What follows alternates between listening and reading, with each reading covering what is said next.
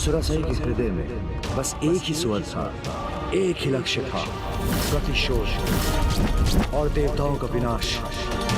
पिता की चिता ने उसके क्रोध की ज्वाला को और भड़का दिया था।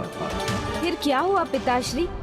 क्या असुर कुमारी सुरासाई माया के उस चरम तक पहुंच सकी? हाँ पुत्र, असुर गुरु शुक्राचार्य ने उसे प्रशिक्षित किया और स्वयं सुरासाई ने भी अथक प्रयत्न किए और फिर शीघ्र ही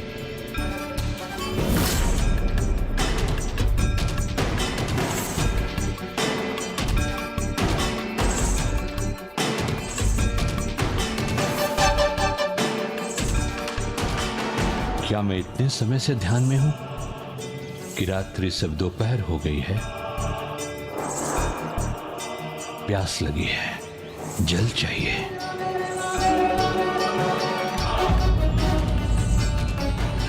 इसमें तो एक बूंद भी जल नहीं है। अब इस पर्वत पर कहां जल मिलेगा मुझे?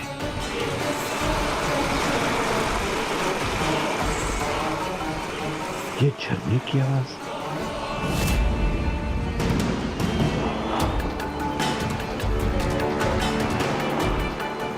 यहां इस नदी को पहले तो कभी नहीं देखा मैंने।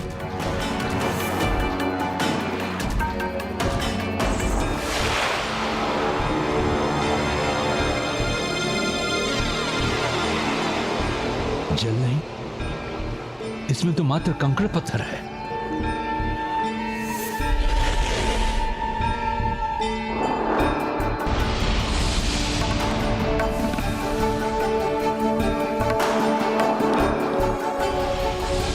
सब क्या हो रहा है?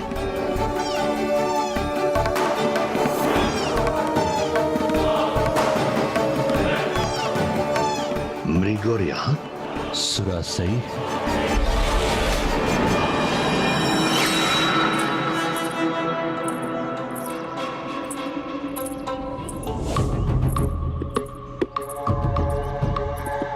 प्रणाम गुरुदेव। गुरुदेव, ये लीजिए जल। मेरी प्यास तो तुम्हारी सफलता से ही बुझ गई। तुमने श्रेष्ठतम आसुरी माया का रूप लेकर मुझे आनंदित कर दिया। ऐसी माया जिसे मैं भी नहीं पहचान सका। जल की धारा, रात्रि का दिन बनना, अद्भुत, सर्वथा अद्भुत है ये। गुरुदेव, ये सब तो आपके प्रशिक्षण का ही परिणाम है। सुरासाई, यदि मैं तुम्हारा गुरु तुम्हें पहचानने में असमर्थ रहा तो फिर तुम्हें कोई भी नहीं पहचान सकेगा। इसलिए इस मायावी कौशल की पराकाष्ठा को छूने के पुरस्कार स्वरूप तुम्हें नया नाम देता हूं मैं, आसुरी माया। आसुरी माया। गुरुवर, आसुरी माया की प्यास तो तब तक नहीं बुझेगी जब तक वो अपने प्रतिशोध की अग्नि को शांत नहीं कर लेती। मुझे आपके अगले आदेश की प्रतीक्षा है। अब तुम्हें उस आसुरी वंश को जन्म देना है, ऐसी संतान के लिए तैयार है जिसके स्वरूप के आगे सभी पद मुरझा जाए। ऐसी संतान जिसकी दहाड़ के आगे सहस्त्र सिंहों की दहाड़ भी शून्य लगे। ऐसी संतान जिसके आगे सहस्त्र गजों का बल भी व्यर्थ हो जाए। ऐसी संतान जो जंगली अज के समान हठी हो, जिसके उसके पद से कोई भटका ना सके।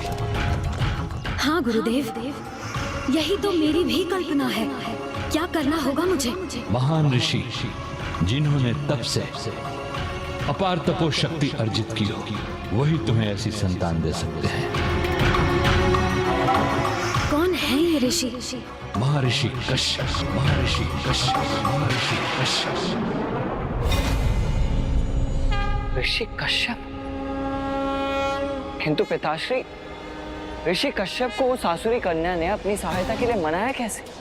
उसने ऋषिवर को मनाया नहीं, अपितु उनके साथ भी मायावी छल किया। जब वो वन में विचरण कर ध्यान का स्थान ढूंढ रहे थे, सुरासाई को उनकी उपस्थिति का आभास हो गया और उस मायावी ने एक मायावी छलावे का निर्माण किया।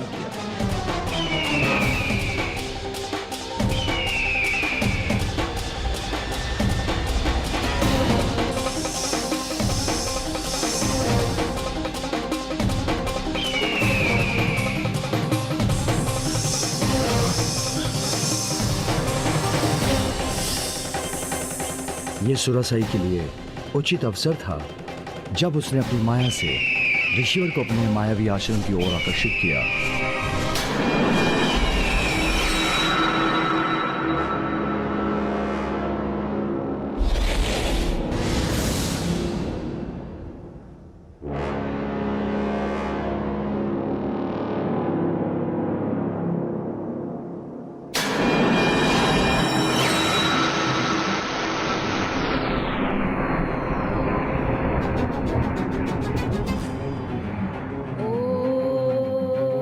यहाँ इस वन में ओम के उच्चारण का स्वर कहाँ से आ रहा है?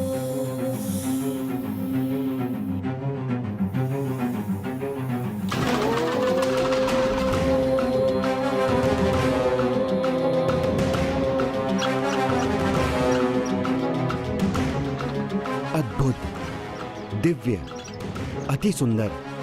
मेरे ध्यान के लिए ये स्थान सर्वथा उचित है।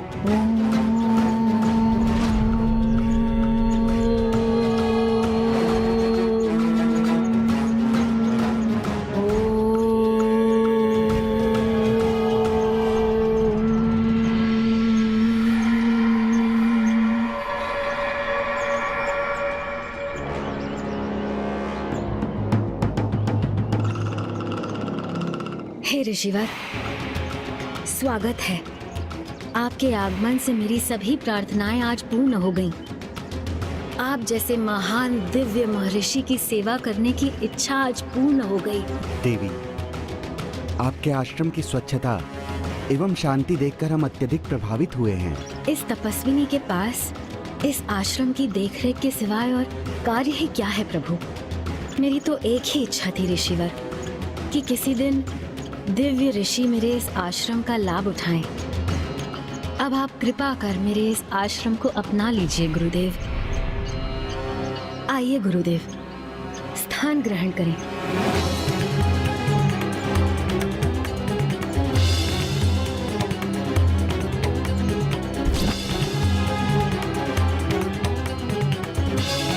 अपने ध्यान के लिए उपयुक्त स्थान ढूंढ रहे ऋषि कश्यप ने अविलंब मायाविनी सुरासाई के आमंत्रण को स्वीकार कर लिया। इधर ऋषि कश्यप उसके माया जाल में उलझे और उधर सुरासाई उनके साथ छल करना आरंभ कर दिया। उस आसुरी राजकुमारी ने ऋषिवर की सेवा के लिए उस कीट का प्रयोग किया और स्वयं ऋषिवर की सेवा से मुक्त हो गई।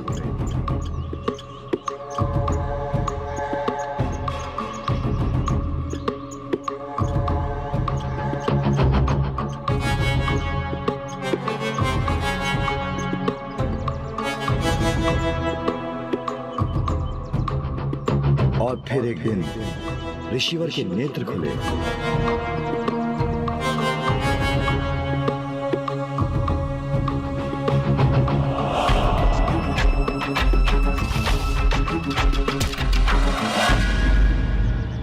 देवी, लंबे समय तक मैं ध्यान में रहा। आपने निस्वार्थ भाव एवं निष्ठा के साथ मेरी सेवा की है। आपकी सेवा से प्रसन्न होकर मैं आपको वरदान देना चाहता हूँ। कहिए देवी, क्या इच्छा है आपकी? आपके तप की सफलता और प्रसन्नता ही मेरा सुख है। मेरी और कोई अन्य कामना नहीं है। सेवा का फल ना मिले तो वो अनुचित होगा। आप मुझसे अवश्य कुछ मांगिए, मुझे अत्यंत प्रसन्नता होगी। आपकी जो भी इच्छा हो वो निसंकोच कहिए। मैं आपको वचन देता हूँ कि मैं उसे अवश्य पूर्ण करूँगा। मैं आपकी इच्छा को कैसे टाल सकती हूँ ऋषिवर? तो यदि आप मुझ पर कोई कृपा करने के इच्छुक हैं ऋषिवर, तो मुझे अपनी अर्धांगिनी के रूप में स्वीकार करें। मेरी संतानों के पिता बनना। उचित है देवी, मैंने आपको वचन दिया है। जैसी आपकी इच्छा वैसा ही होगा। महर्षि कश्यप को अपने माया जाल में उलझाने वाली ये तो महामायाविनी थी। हाँ पुत्र, असुर गुरु शुक्राचार्य ने उसे आसुरी माया में ऐसा प्रवीण बना दिया था और फिर उसके तुरंत बाद ऋषि कश्यप ने उसे विवाह कर उसकी प्रथम इच्छा पूर्ण कर दी। और जब उसकी दूसरी इच्छा पूर्ण करने का समय आया तो सुरासाई ने एक और वचन ले लिया। हमारे पुत्र असाधारण होने चाहिए, इसीलिए वचन दीजिए स्वामी, हमारे दिव्य मिलन के समय आप मेरे रूप अनुसार रूप धारण करेंगे। विचित्र बात है, इसकी क्या आवश्यकता है? किंतु जो मेरे प्रति समर्पित रही है उसकी इच्छा पूर्ण करने का वचन मैं दे चुका हूँ। उचित है देवी, जैसी आपकी इच्छा।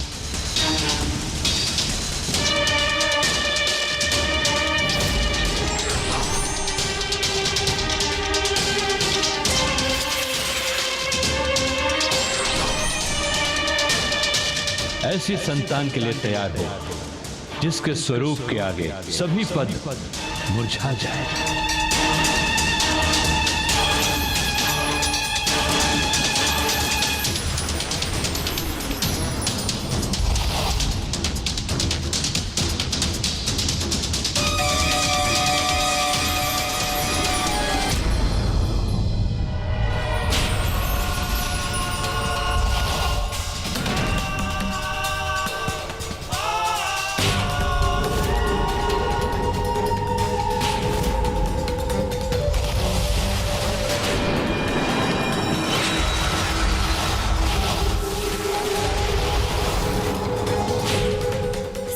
पद्मों के समान तेजोमयी है मेरा पुत्र। मैं इसका नाम सुरा पद्मन रखना चाहती हूँ।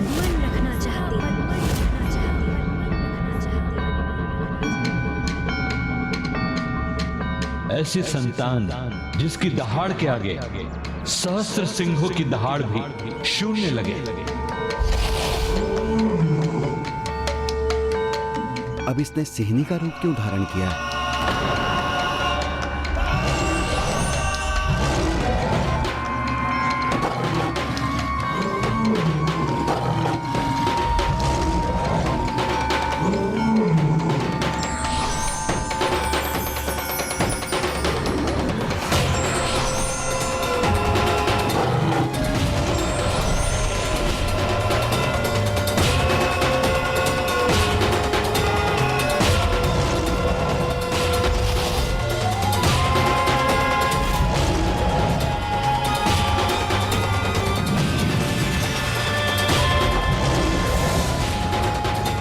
पुत्र, सिंह का मुख है तुम्हारा, इसीलिए तुम्हारा नाम होगा सिंहमुखन और ये तुम्हारी सेना होगी।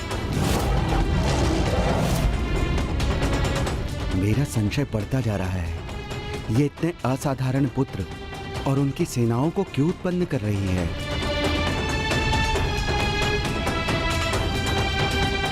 ऐसी संतान जिसके आगे सहस्त्र गजों का बल भी व्यर्थ हो जाए।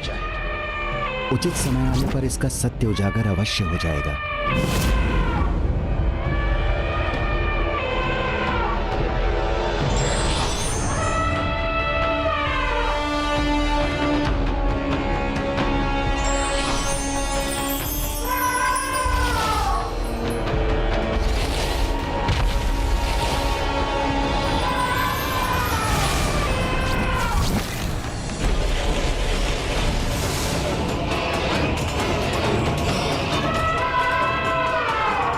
गज शीशधारी गजमुखन हो तुम पुत्र और ये तुम्हारी गज सेना।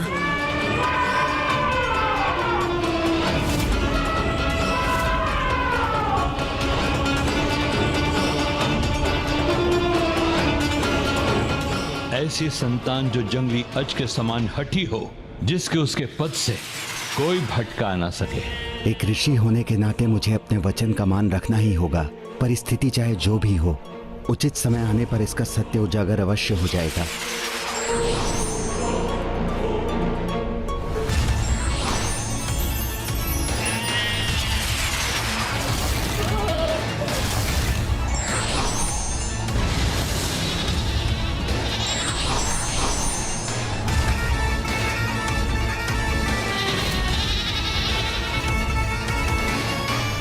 पुत्री अजमुखी, सिंहमुखन, गजमुखन, सुरापद्मन, अजमुखी।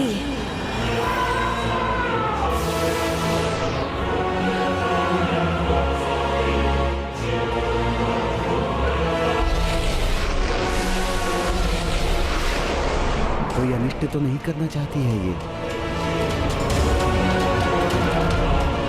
प्रणाम पिताश्री, प्रणाम माता। कल्याण हो पुत्रों, सदा विजयी भव। सदा विजयी भव।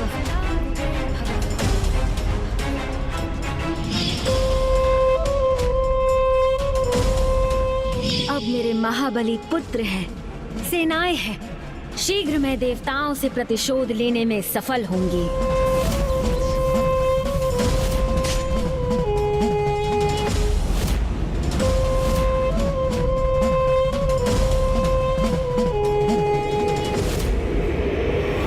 ऋषि कश्यप जैसे धर्मात्मा की संतान होकर भी वो सभी अधर्म के मार्ग पर क्यों चलने लगे पिताश्री? ऋषि कश्यप ने तो प्रयत्न किया था कि उनकी संतानें धर्म के मार्ग पर चले, परंतु उसकी माता के मन में इतना विष था कि वो भी इससे अछूते नहीं रह पाए। धर्म का मार्ग कठिन हो सकता है, किंतु वो हमें अपने लक्ष्य तक सफलतापूर्वक ले जाता है। हम धर्म का साथ छोड़ देते हैं, उसी दिन हम अपने सर्वनाश का मार्ग प्रशस्त कर अपने विनाश को निमंत्रण देते हैं। इसीलिए हमें सदैव धर्म का पालन करना चाहिए। व्यर्थ है ये सब।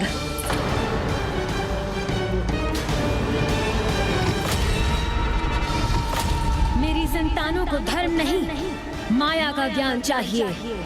माया ही इन्हें सफल बनाएगी, अनेक ब्रह्मांडों पर विजय दिलवाएगी।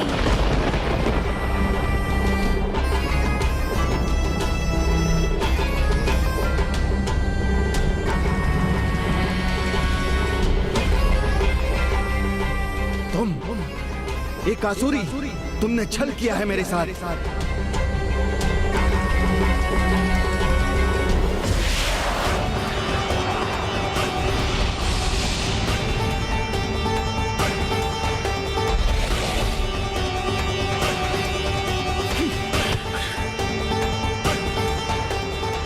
तो ये सब इसकी माया थी।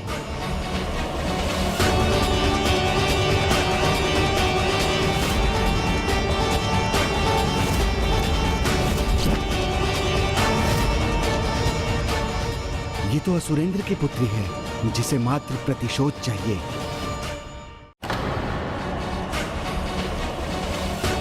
मैं असुरेंद्र पुत्री ये प्रण लेती हूँ, 108 वर्षों तक दंडित करूंगी मैं। जिसके मन में मात्र प्रतिशोध की भावना है। तुमने मुझे छला अवश्य है, किंतु ये मेरी भी संतानें हैं, इन पर मेरा भी अधिकार है। अच्छाई और बुराई के भेद को ये भी समझते हैं। अब निर्णय इनको करना है कि इनको अपने जीवन में किसका चुनाव करना है, सत्य या धर्म के पथ का, या माया के ज्ञान का।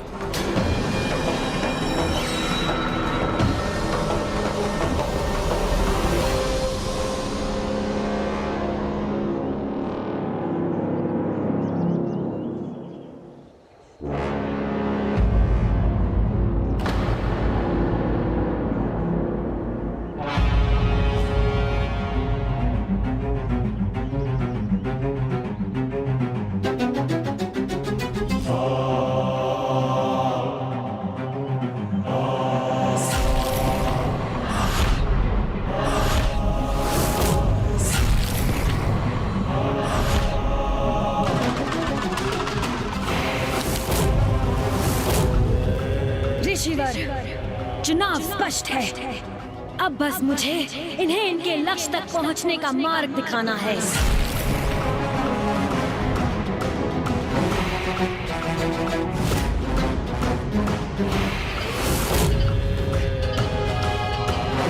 और यदि ये तुम्हारे बताए मार्ग पर चलेंगे तो इनका एकमात्र परिणाम होगा भयंकर सर्वनाश। अवश्य, दुष्ट देवताओं का सर्वनाश।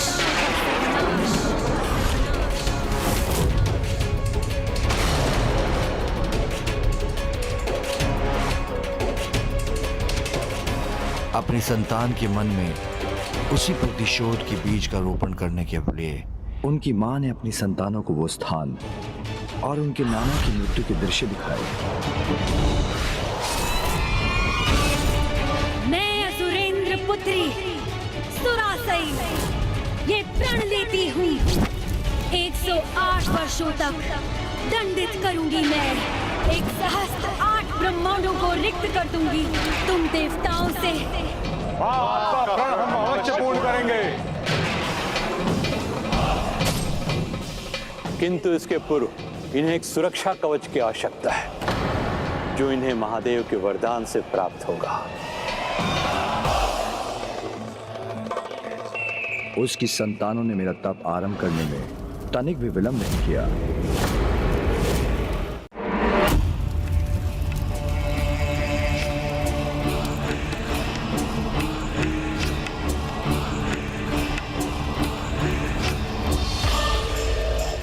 कदाचित प्रभु महादेव विशेष आहुति से ही प्रसन्न होंगे।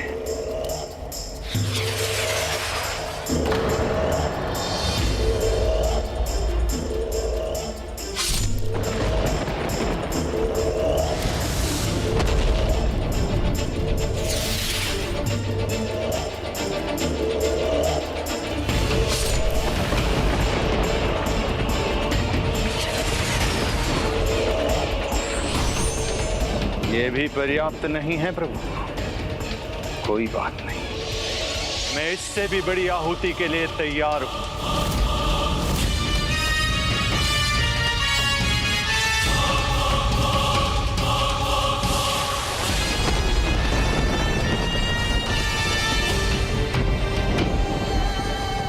हमारे अग्रज के समान हम भी आहुति देंगे।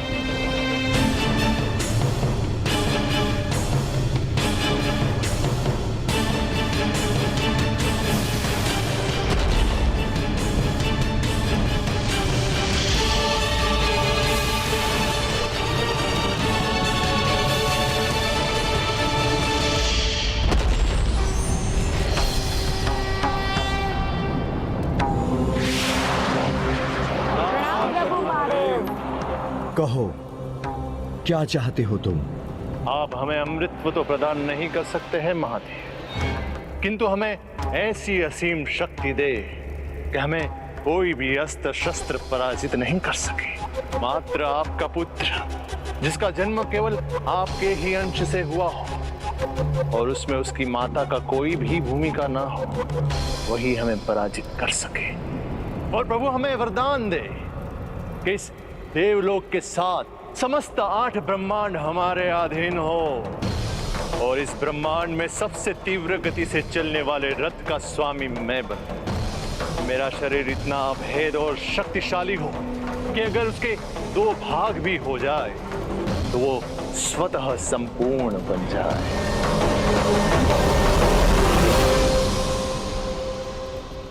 तथास्तु, तथास्तु, तथास्तु।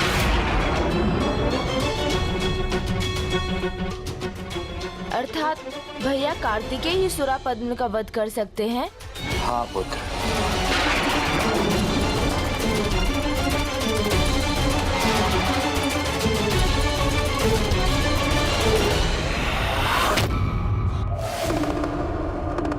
पिताश्री, आपकी कथा के अनुसार सुरापद्मन का वध मात्र भैया कार्तिकेय के द्वारा ही हो सकता है। हाँ पुत्र। राज, जब मेरे दक्षिण मूर्ति रूप ने अपने पल के झपकी, तो ये संकेत था अधर्म के उस अंधकार का जो सुरापद्म ने 108 ब्रह्मांडों में फैलाया है। अब उन्हें अपार शक्ति प्राप्त हो चुकी है, जिससे वो संपूर्ण सृष्टि को आतंकित कर रहे हैं। अर्थात पिताश्री, आपकी पलकें झपकने से जो अंधकार छाया था और जिसे हम किसी अनहोनी का संकेत समझ रहे थे, वो क्षण वस्तुतः जयंत के हरण का ही क्षण था। हाँ पुत्र।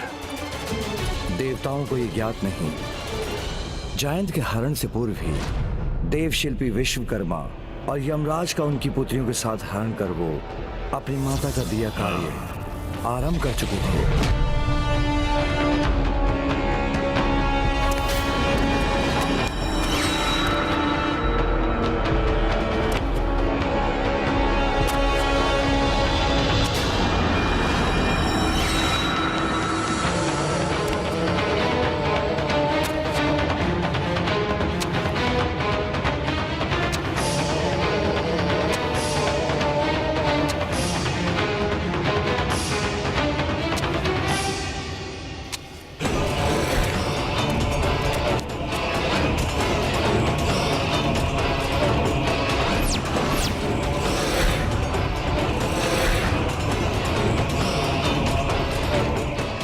ना ना, ये ना होना चाहिए, ना होगा। मेरे दोषी मेरे सामने अपना शीश उठाकर रहे, ये कैसे स्वीकार करूं मैं? दोषी? हमने तुम्हारे प्रति क्या दोष किया? दोष सुनना चाहते हो ना अपना? तो सुनो, मेरे मुख से सुनो।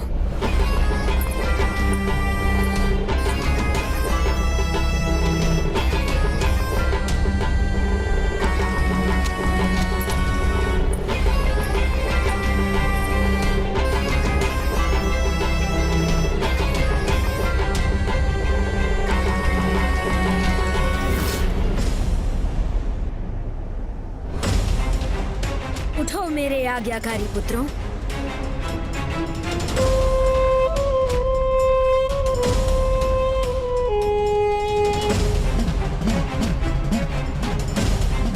देखो इस स्थान को, तुम्हें अपना दोष स्वयं ही स्मरण हो जाएगा।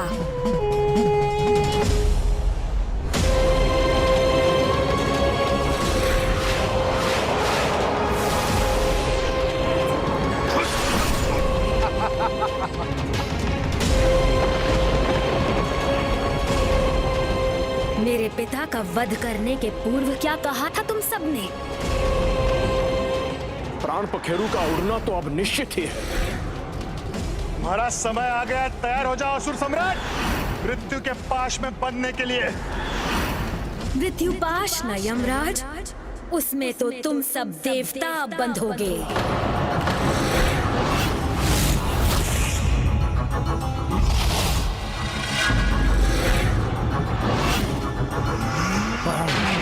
नहीं पुत्र, इतनी सरल मृत्यु नहीं।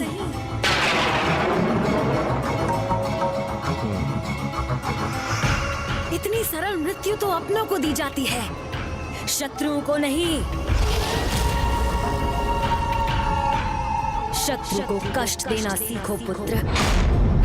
एक ही वार के अंत से उसे कहाँ कष्ट होगा? विश्वकर्मा की पुत्री पद्म कोमल, तुम उससे विवाह करो सुरापद्मन। और सिंहमुखन, तुम यम की पुत्री विभुदाई से।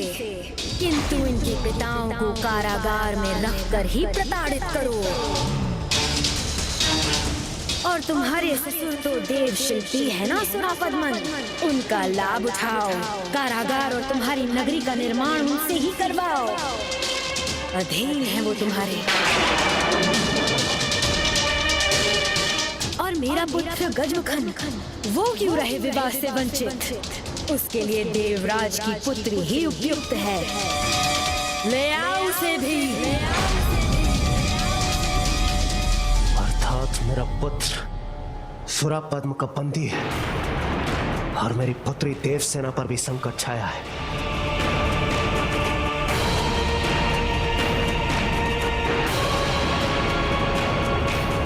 जयंत ही नहीं, अग्निदेव, वायुदेव और वरुण देव भी उसके बंदी हैं।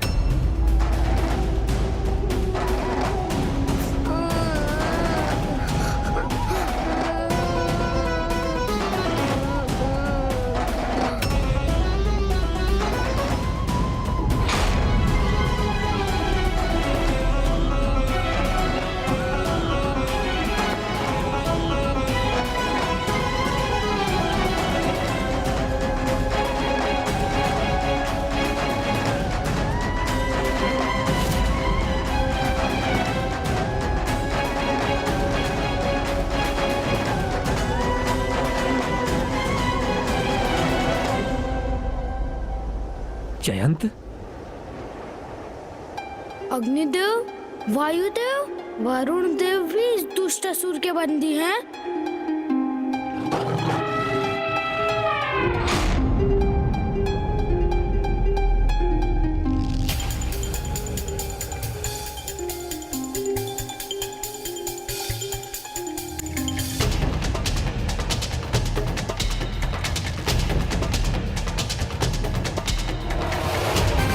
स्वागत है मेरे नवीन सेवकों।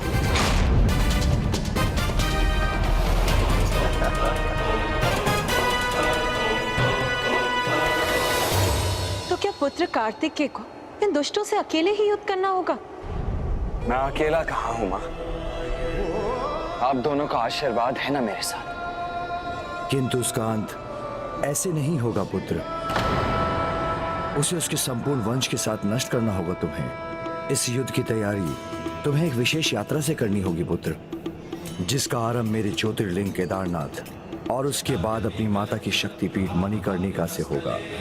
एक ऐसी यात्रा जिससे तुम पंचभूतों को समझकर स्वयं की शक्ति को पहचान सको, तभी तुम्हें वास्तविक शक्ति और पाशुपतास्त्र प्राप्त होगा, जिससे तुम इस युद्ध में सफलता प्राप्त कर सकोगे।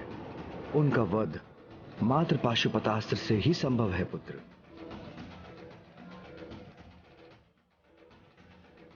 आप केवल आज्ञा दीजिए पिताश्री।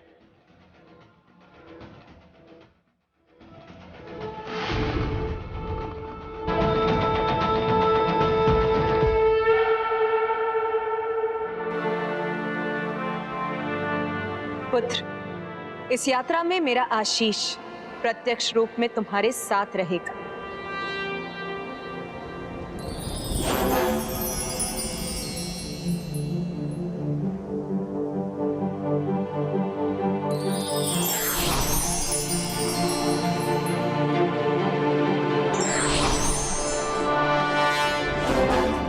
शक्ति अस्त्र, शक्ति अस्त्र, शक्ति अस्त्र।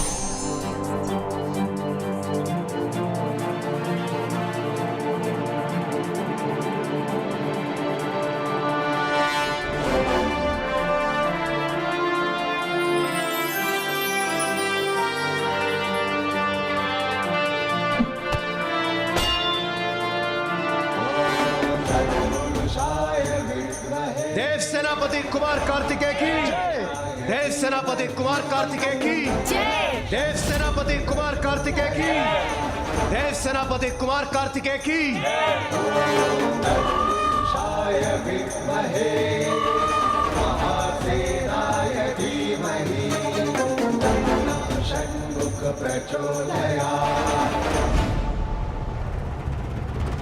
चलिए मयूर जी। रुकिए भैया, मैं भी तैयार हूँ, चलिए। नहीं गणेश, तुम मेरे साथ नहीं चल सकते। किंतु क्यों भैया? मैं आपको इस संकट का सामना अकेले नहीं करने देना चाहता। यदि ऐसा है तो फिर अकेले ही सारी बात तुम स्वयं तक ही क्यों रखना चाहते हो गणेश? मुझे बताते क्यों नहीं? ओह, तो भैया चाहते हैं कि मैं विवाह से जुड़ा भेद अभी उन्हें बता दूं, जिससे वो तुरंत विवाह के प्रस्ताव को अस्वीकार कर दे। जो सत्य है उसे बताने में इतना संकोच क्यों गणेश? मैं अंतिम बार पूछ रहा हूँ गणेश, शीघ्र कहो, वहाँ इंद्रपुत्र जयंत संकट में है। वो भैया। आप क्या करेंगे चतुर गणेश जी?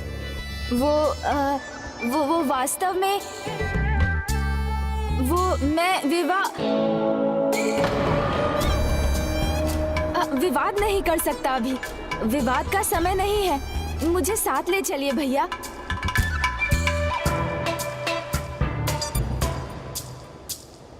ठीक है, अर्थात तुम्हारे मन में जो है उसे तुम अभी भी गुप्त रखना चाहते हो। ठीक है, कोई बात नहीं अनुज, मैं इस विचार से अभी अपने ध्यान को भटकने नहीं दे सकता। इसीलिए मैं तुम्हें अपने साथ नहीं ले जा सकता। चलिए मयूर जी।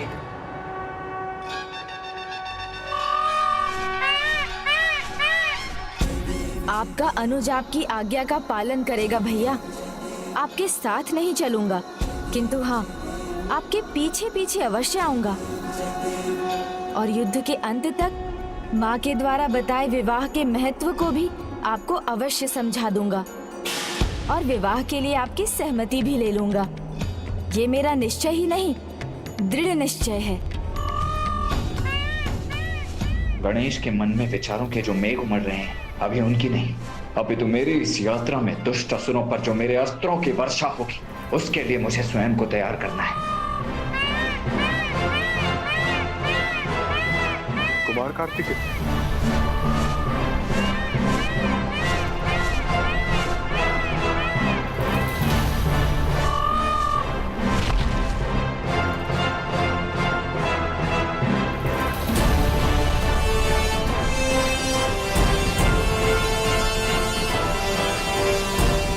देव सेनापति, संपूर्ण देव सेना आपके साथ इस यात्रा पर चलने के लिए प्रस्तुत है।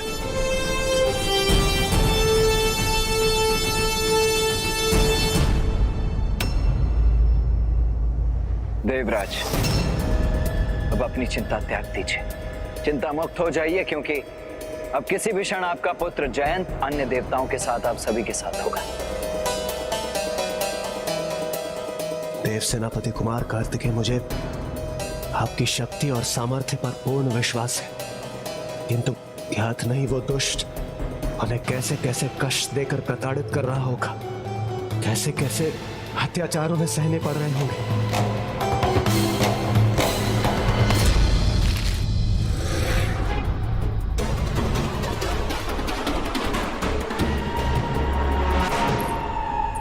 वायु के देवता, अब स्वर्ग में तुम्हारा कोई स्थान नहीं है।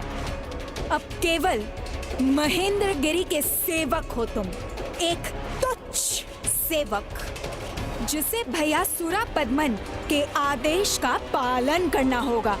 सभी मार्ग, सभी स्थान, महेंद्रपुरी नगरी का एक एक कोना तुम्हारे स्वर्ग से भी अधिक स्वच्छ होना चाहिए। अब ये कार्य तुम्हारा है सेवक वायुदेव। जहां देखूं वो स्थान मेरे सुंदर मुख के लिए दर्पण के समान होना चाहिए, समझे? अन्यथा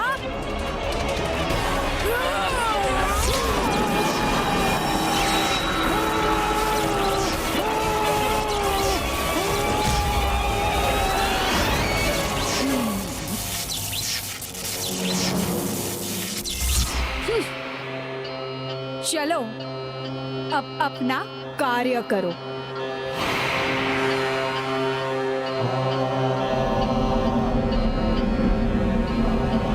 विवशता व्यक्ति से क्या नहीं करवाती, इच्छा हो अन्यथा ना हो।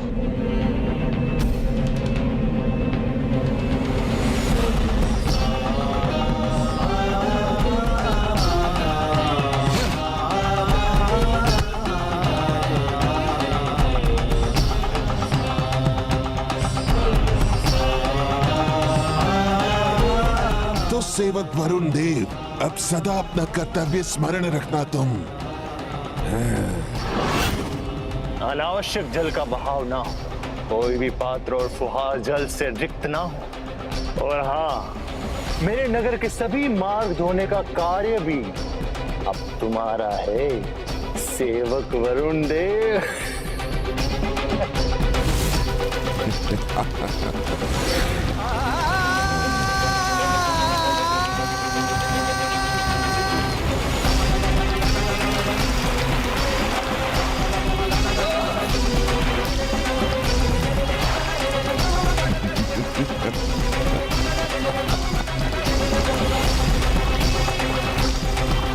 न कार्य में विलंब हो, न कार्य रुकना चाहिए, अन्यथा विवश हो मुझे पुनः स्मरण कराना पड़ेगा।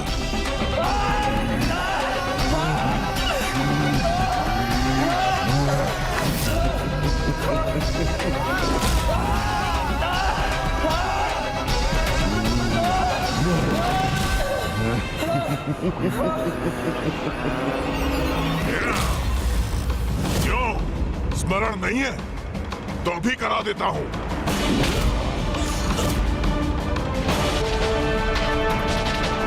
अपने अग्नि के ताप को अपने तक ही सीमित रखना, किसी को भी किसी प्रकार की हानि ना हो। यहाँ पे कोई भी अग्नि की भेंट चढ़नी नहीं चाहिए, ना तन, ना वस्त्र, ना भोजन। स्मरण रखना अग्निदेव।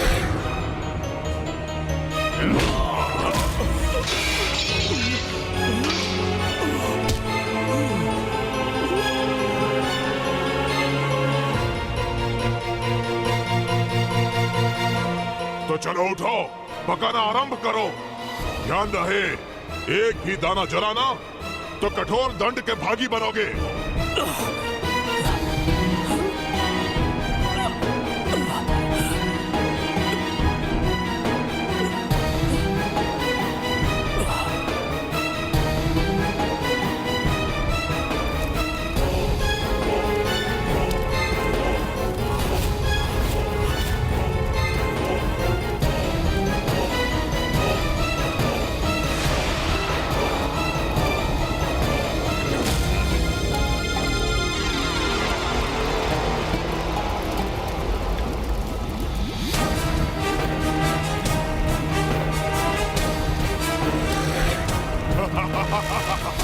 उत्तम, अति उत्तम।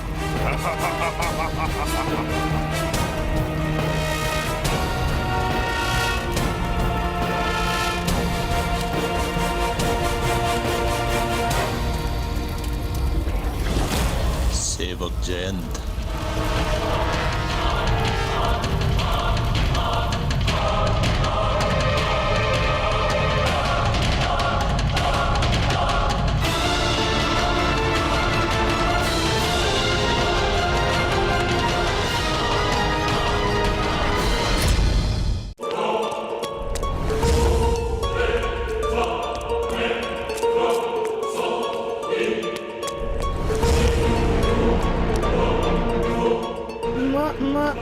महाराज,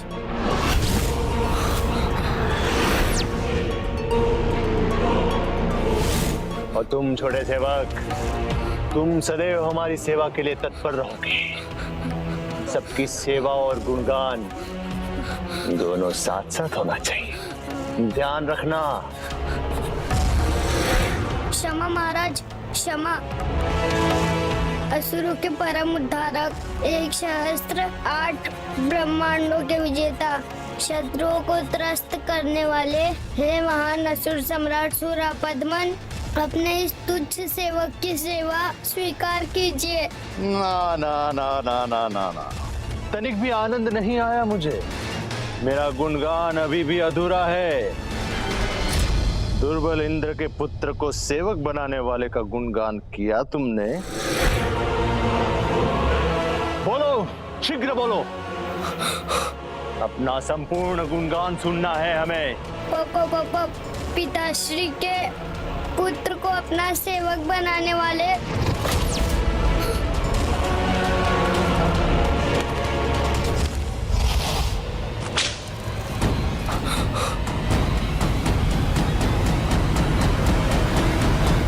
पिताश्री नहीं, दुर्बल इंद्र को। अब तुम किसी के पुत्र नहीं, मात्र और मात्र हमारे सेवक हो। सुना नहीं तुमने? असुरों के परम उद्धारक, एक सहस्त्र 8 ब्रह्मांडों के विजेता, असहाय देवताओं को पराजित करने वाले, दुर्बल इंद्र के पुत्र को अपना सेवक बनाने वाले, हे महानतम असुर सम्राट, मेरी सेवा स्वीकार कीजिए। इंद्र का पुत्र मेरा सेवक। आनंद ही आनंद, सर्वत्र आनंद। महाराज, महाराज, महाराज, महाराज, प्रणाम महाराज। महाराज, वो देवराज इंद्र यहाँ बढ़ा आ रहा है।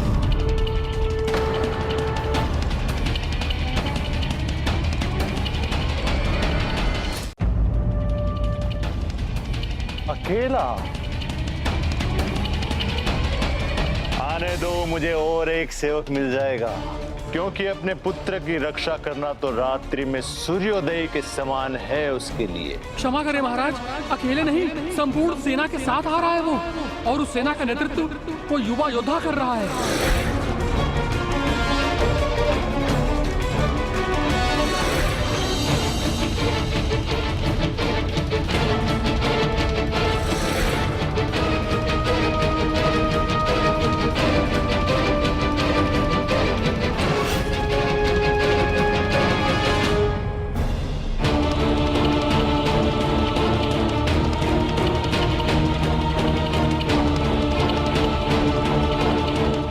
तुच्छ सेवक, क्यों मूर्खता कर रहा है? क्यों मुस्कुरा के मेरे दंड का भागी बनना चाहता है तू? महाराज, आप तो बस आनंद कीजिए।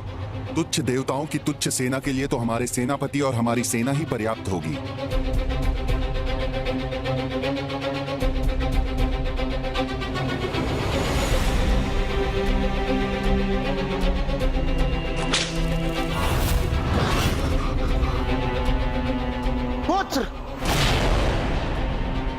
क्या हुआ इंद्रदेव? सेनापति कुमार कार्तिकेय, वो दुष्ट सुरापद्म बहुत ही दुष्ट है। कहीं से हमारे और हमारी सेना के आगमन की सूचना प्राप्त हो गई तो कहीं वो मेरे पुत्र जयंत और अन्य सभी देवताओं को और कष्ट न देने लग जा। उचित कह रहे हैं आप इंद्रदेव।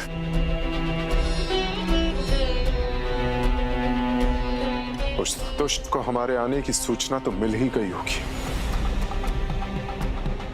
और वो हमें रोकने के लिए किसे भेजेगा ये हमें ज्ञात नहीं। प्रणाम देव ऋषि। नारायण नारायण। जहां तक मैं उस दुष्ट को समझता हूं, गजमुख को ही कार्य देगा, वो उसे ही भेजेगा, अन्य किसी को नहीं। गजमुख? हाँ हाँ, गजमुख, महान सेना नायक, जिसे देख युद्ध भूलकर भय से कांप उठेगी ये देव सेना, स्वयं नारायण को पराजित करने वाला गजमुख। गजमुख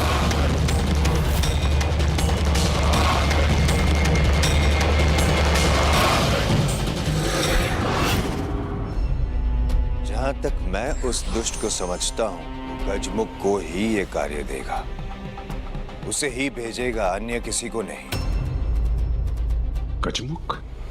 हाँ हाँ, गजमुख, महान सेना नायक, जिसे देख युद्ध भूलकर भय से कांप उठेगी ये देव सेना, स्वयं नारायण को पराजित करने वाला वो गजमुख जिसने स्वयं नारायण को परास्त किया था।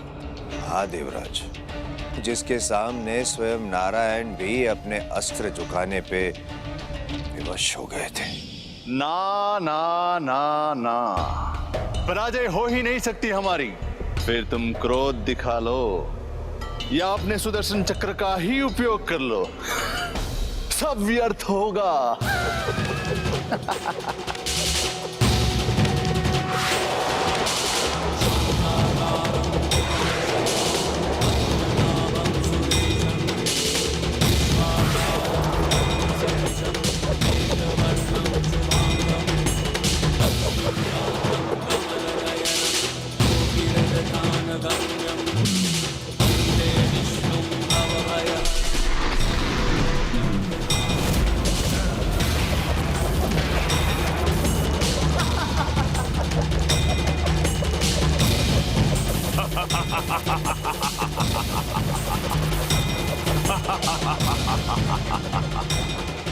ये कौन असुर है जिसने मेरे सुदर्शन को रोका ही नहीं, इतनी सहजता से थाम भी लिया?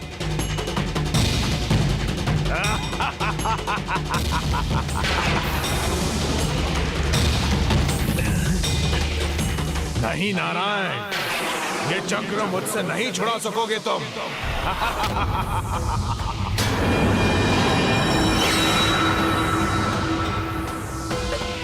कौन है ये असाधारण असुर जिनके हाथ से सुदर्शन स्वयं को मुक्त नहीं करवा पा रहा?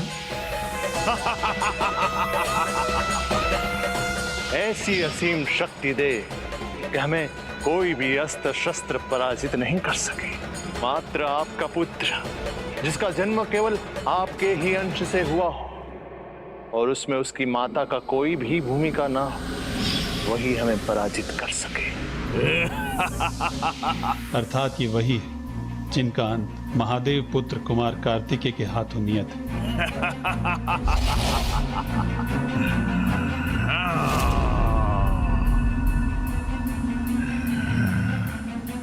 बस नारायण, नहीं थाम सके ना, छोड़ने पर विवश हो ही गए।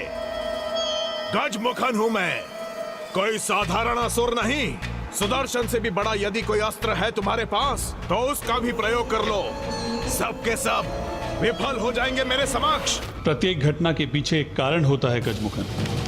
जाओ, इस युद्ध में तुम विजयी हुए। तुम्हें महादेव का वरदान प्राप्त है और उसका सम्मान रखने हेतु मैं तुम पर और वार नहीं करूंगा। क्षीर सागर में बसे इस वैकुंठ में तुम्हें कुछ प्राप्त नहीं होगा, और वैसे भी मेरा सुदर्शन चक्र तो तुम प्राप्त कर ही चुके हो। अब मैं तुम्हारे किसी भी कार्य में हस्तक्षेप नहीं करूंगा। तुम क्या कोई भी नहीं कर सकता मेरे कार्य में हस्तक्षेप। महादेव से वरदान में प्राप्त अस्त्रों का भंडार है गजमुखन के पास, और अब तो सुदर्शन भी मेरे अधीन है। ऐसे शक्तिशाली योद्धा से भला युद्ध करने का साहस कौन करेगा?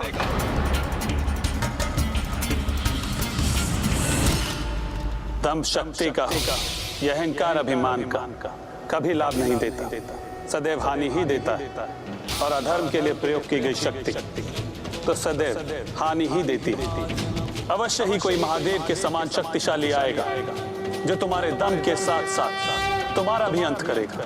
ऐसी गीदड़ भभकियों से हमें भयभीत नहीं कर सकते तुम। ऐसा कोई नहीं है, यदि है तो उसका परिचय दो। बताओ कौन है वो? तुम तीनों का अंत। तुम तीनों का अंत।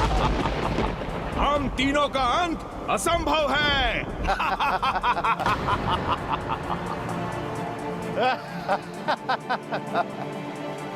नारायण के मुख से निकलने वाले शब्दों को गंभीरता से लेना चाहिए हमें।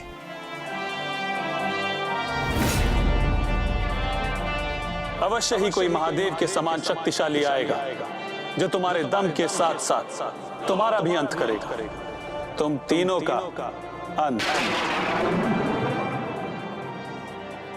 यदि ये शिव के समान शक्तिशाली वही है जिसके बारे में नारायण ने कहा था, तो मुझे कोई असावधानी नहीं करनी चाहिए। अतः गजमुखन को भेजना ही उचित होगा। किंतु हम उसका सामना करेंगे कैसे? इस प्रकार तो वो असुरों की राजधानी महेंद्रपुरी तक और मेरे पुत्र तक कदापि नहीं पहुंचने देगा। इंद्रदेव, देवराज हैं आप, और देवराज के मुख से ऐसी बातें शोभा नहीं देती। अपने विरोधी का सामना करने से पूर्व ही आप कोई निर्णय भला कैसे ले सकते हैं? कोई भी ये निर्णय कैसे ले सकता है? वैसे भी अब चाहे वो गजमुख आए या उससे भी बड़ा कोई अन्य योद्धा, युद्ध तो हम अपने संपूर्ण सामर्थ्य के साथ ही करेंगे, और मैं किसी का भी सामना करने के लिए तैयार हूं। देवगण, आप सब बस आगे बढ़िए।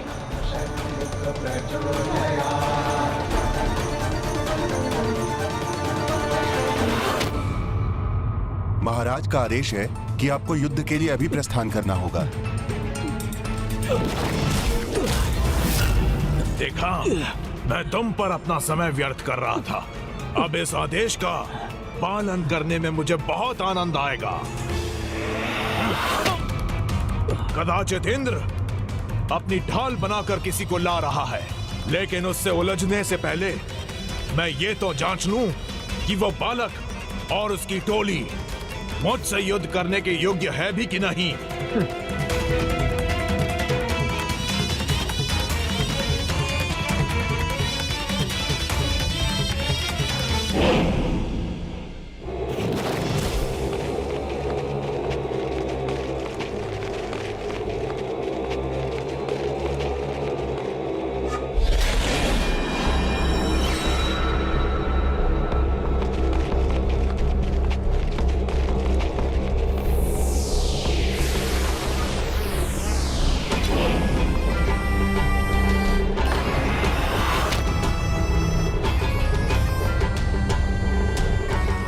मुझे ऐसा आभास क्यों हुआ जैसे मेरे सैनिकों पर कोई विपत्ति आई हो?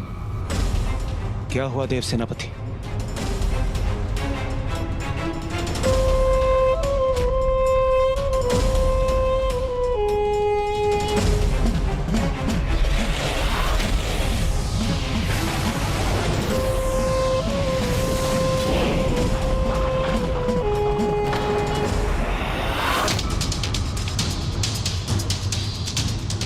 अवश्य कोई था वहां। ये हमारे देव सैनिकों की संख्या कैसे कम हो गई? हमारे शेष सैनिक वो सब कहां चले गए?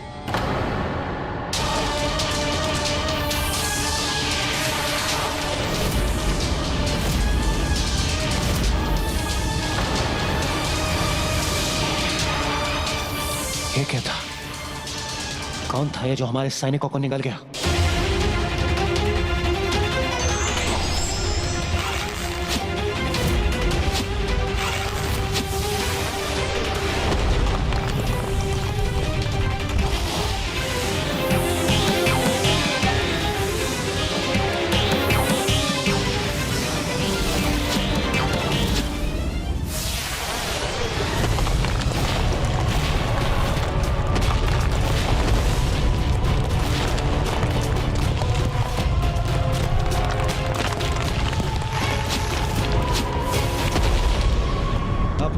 का आवाहन कीजिए।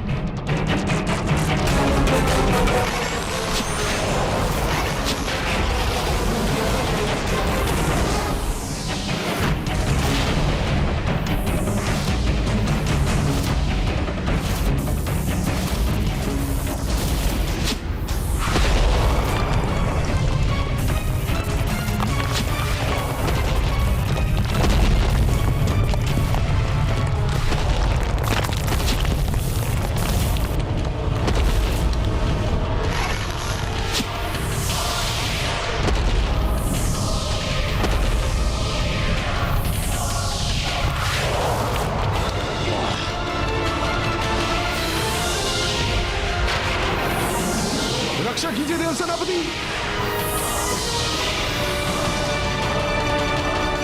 रक्षा कीजिए हमारी।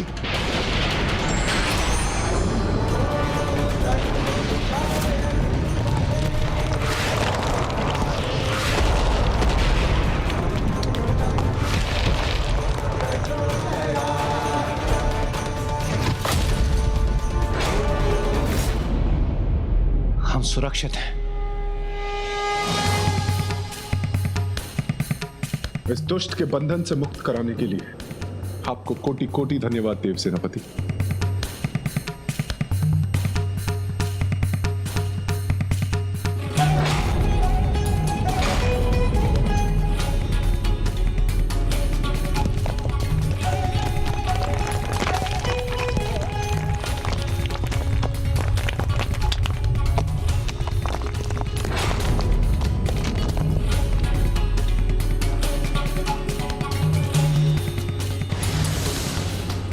क्या था ये? किस असुर का शीश है ये? प्रभु, ये किस असुर का शीश था? हाँ?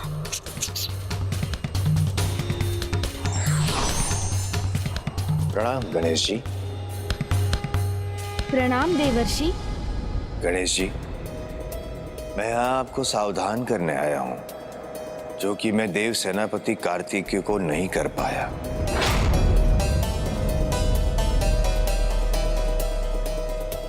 क्रोंच पर्वत, यहीं से आरंभ होता है क्रोंच पर्वत की श्रृंखला का। इसीलिए आपको अत्यंत सतर्क रहना होगा गणेश जी। क्रोंच? हाँ प्रथम पूज्य, क्रोंच पर्वत था नहीं, असुर था वो, दुष्ट असुर, जिसने अपने सहयोगी के साथ मिलकर ऋषि मुनियों को आतंकित किया था। और ऐसे ही एक समय में उसका सामना हुआ ऋषि अगस्त्य से। ऋषि अगस्त्य उस दुष्ट पर भारी पड़े, इतने भारी कि अगस्त्य ऋषि मुनि के श्राप से वो क्रोंच पर्वत बन गया। मैं तुम्हें श्राप देता हूँ, जिस प्रकार अनेकों ऋषियों को अपना भोजन बनाकर तुमने उनका अंत किया और पाषाण हृदय से उनका उपहास किया, उसी प्रकार तुम्हारा शरीर भी पाषाण का हो जाए।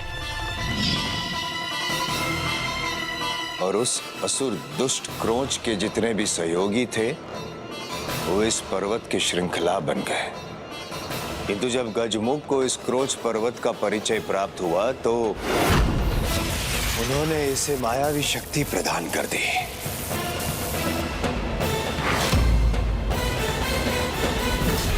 इतनी दिया कि जो भी इस क्षेत्र में आएगा उसे निगल जाएगा ये पर्वत, और एक बार जो इस पर्वत के भीतर गया उसका पुनः बाहर आना अत्यंत कठिन है, और इसे भीतर से भेदना असंभव। इसे केवल बाहर से ही भेदा जा सकता है, और इस संपूर्ण श्रृंखला में सर्वाधिक भयंकर है और विशालकाय भी ये स्वयं क्रोंच पर्वत। महाराज क्रोंच, यह सत्य है कि देवता अपनी सेना के साथ आ रहे हैं, और यह भी सत्य है कि जो बालक उनका नेतृत्व कर रहा है उसमें अवश्य कोई दिव्य क्षमता है। उसकी सेना को निगलकर हमने बंदी बना लिया था। आप मुझ पर विश्वास कीजिए, वो वास्तव में दिव्य है। लज्जा नहीं आती तुम्हें? तुमने महानतम योद्धा गजमुख के समक्ष असफल कर दिया, जो एक बालक को पराजित ना कर सके उसे जीवित रहने का कोई अधिकार नहीं। नहीं महाराज, नहीं।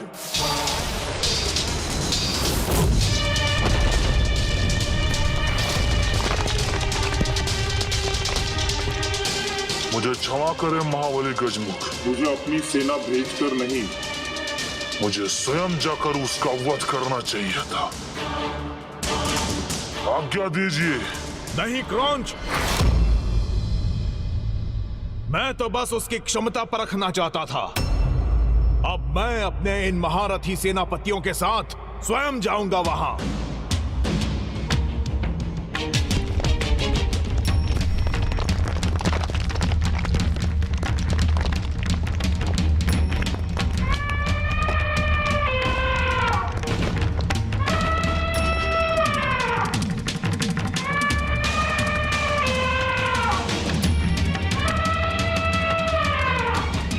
खचमुख तो अपनी संपूर्ण असुर सेना के साथ यहीं आ रहा है, किंतु हमारी सेना तो शेष नहीं रही।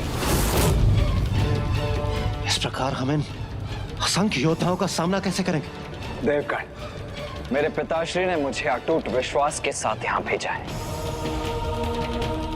और मैं उनके विश्वास को कदापि भंग होने नहीं दूंगा। इसीलिए मैं वो सब करूंगा जो मेरे कार्य को संपन्न करने के लिए आवश्यक है, फिर भले ही उसके लिए मुझे सृष्टि के सबसे शक्तिशाली योद्धाओं से युद्ध ही क्यों ना करना पड़े। मेरा तो क्या, ये तो मेरी सेना और सेनापतियों का सामना भी नहीं कर पाएंगे।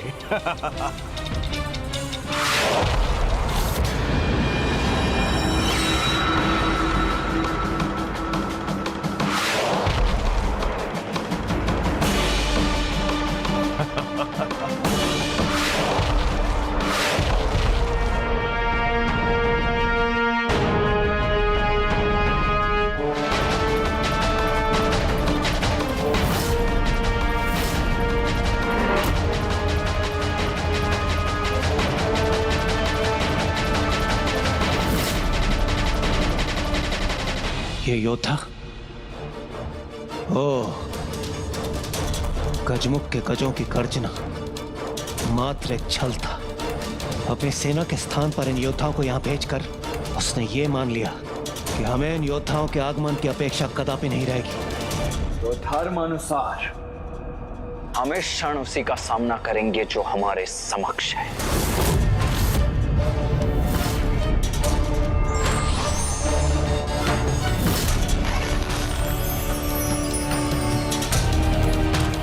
देव सेनापति कुमार कार्तिकेय ने नव सिंह अस्त्र का आवाहन किया है। इससे ये 9 योद्धा तो क्या, उनके पीछे के सैनिक भी पूर्ण रूप से नष्ट हो जाएंगे।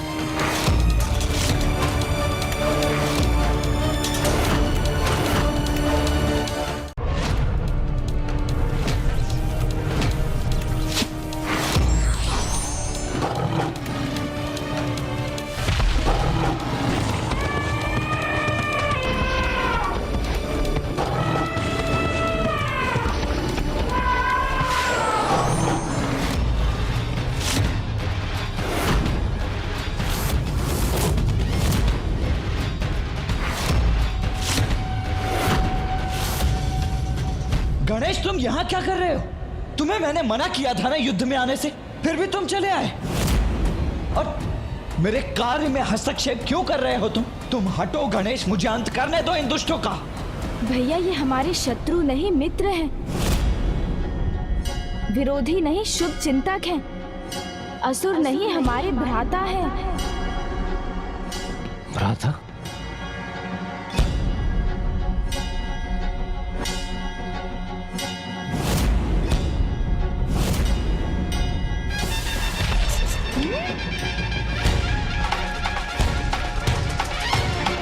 हाँ भैया, ये 9 योद्धा हमारे भ्राता हैं। किंतु ये कैसे संभव है अनुज? संभव है भैया, किंतु मैं समझ गया। मुझे आपको संपूर्ण कथा सुनानी होगी, तभी आपको विश्वास होगा। ये बात उस समय की है जब मुझे लगा कि जब मेरे माता पिता स्वयं नृत्य कला के जन्मदाता हैं, तो मेरे लिए नृत्य करना क्या कठिन होगा।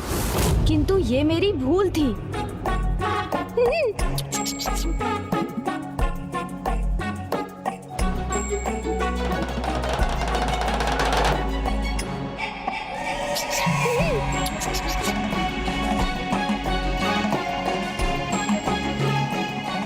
उचित है,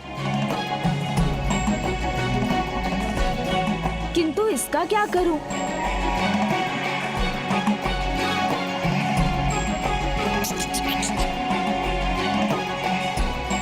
हाँ, ये उचित है।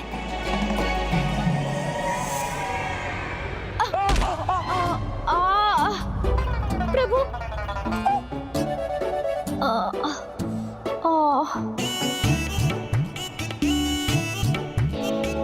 गणेश जी, प्रभु, गणेश जी, प्रभु आप आहत तो नहीं हुए हैं ना? ये मुझे क्या आहत करेगी नंदी जी? और वैसे भी किसी महासुर के साथ युद्ध नहीं, मात्र नृत्य कर रहा हूँ मैं। उचित है। ये एक नई मुद्रा है, इसलिए इसके अभ्यास में मैं तनिक संतुलन खो बैठा।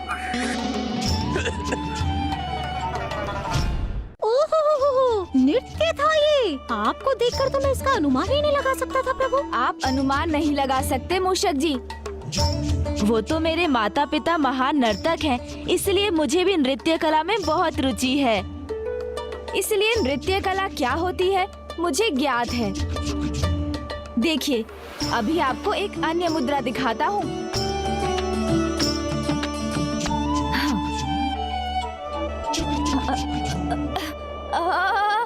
इस बार तो मैं भी अपना संतुलन खो रहा हूँ।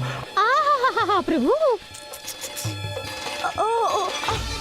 अरे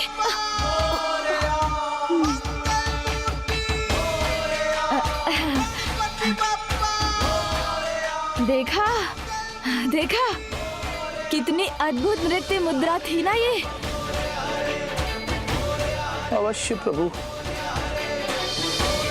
प्रभु, ऐसी नृत्य मुद्राओं से तो आप हमारी रक्षा कीजिए। हाँ। किंतु मूषक जी, आप वहाँ कैसे पहुँच गए? और नंदी जी आप भी? प्रभु, ये तो आप भी जानते हैं ना कि ये आवश्यक नहीं है कि माता पिता के सभी कौशल उनकी संतान को विरासत में मिले। कदाचित प्रभु, आपको नृत्य सीखने के लिए कठिन परिश्रम करना होगा। उसके लिए सर्वश्रेष्ठ गुरु हैं प्रभु महादेव। माता पार्वती। नहीं मूषक जी, महादेव। प्रभु महादेव अद्भुत हैं, किंतु माता, उनकी नृत्य कला तो अतुल्य है। आप उन्हीं से क्यों नहीं सीखते प्रभु? नहीं मूषक जी, प्रभु माता श्रेष्ठ अवश्य है, किंतु महादेव, उनका नृत्य पूर्ण रूप से दोष रहित है। नंदी जी, आप उचित कहते हैं, किंतु माता के बिना शिव भी शव हो जाते हैं। मेरे स्वामी गणेश जी को उन्हीं से सीखना चाहिए। नहीं मूषक जी। नहीं, माता पार्वती महादेव ही सर्वश्रेष्ठ है। नहीं नंदी जी, आप मेरी अरे आप मेरी बात मानिए ना मूषक जी, महादेव ही सर्वश्रेष्ठ है। नहीं नंदी जी, माता पार्वती। अरे नहीं मूषक जी, महादेव ही सर्वश्रेष्ठ है। श्रेष्ठ है, माता पार्वती श्रेष्ठ है, माता पार्वती। अरे महादेव ही श्रेष्ठ है। हाँ, बस बहुत हुआ। मुझे ज्ञात है कौन श्रेष्ठ है और कौन श्रेष्ठतम।